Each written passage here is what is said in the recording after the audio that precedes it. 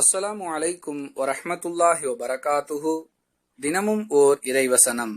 நான் உங்களுக்கு தீங்கு செய்யவும் நன்மை செய்யவும் அதிகாரம் பெற்றிருக்கவில்லை என்றும் கூறுவீராக.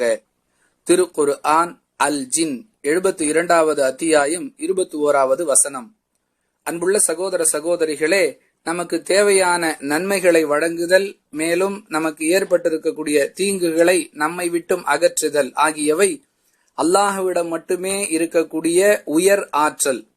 இதை அல்லாஹ் தன்னுடைய தூதர்களுக்கு கூட பங்கு வைத்து கொடுக்கவில்லை என்பதை உணர்த்தும் விதமாகவே இதை மக்களை நோக்கி சொல்லும்படி ரசூலுல்லாஹி ஸல்லல்லாஹு அலைஹி வஸல்லம் அவர்களுக்கு கட்டளையிடுகிறான். நபிமார்களாகவே இருந்தாலும் அவர்களால் மக்களுக்கு எந்த நன்மையையும் செய்ய முடியாது, அவர்களுக்கு ஏற்பட்டிருக்கக்கூடிய எந்த தீமைகளையும் அகற்றவும் முடியாது. இது இஸ்லாமிய அடிப்படை கொள்கை இவ்வாறு இருக்க, சாதாரண உங்களை போன்ற என்னை போன்ற உலகில் வாழ்ந்து மரணித்த மனிதர்களுடைய சமாதிகளில் நின்று கொண்டு நன்மையை தரும்படியும் தீமையை அகற்றும்படியும் பிரார்த்திப்பது என்பது அல்லாஹுவை கோவப்படுத்தக்கூடிய செயல் என்பதை நாம் விளங்க வேண்டும். வாஹிர் தஅவானா அனில் ஹம்துலில்லாஹி ரப்பில் ஆலமீன்.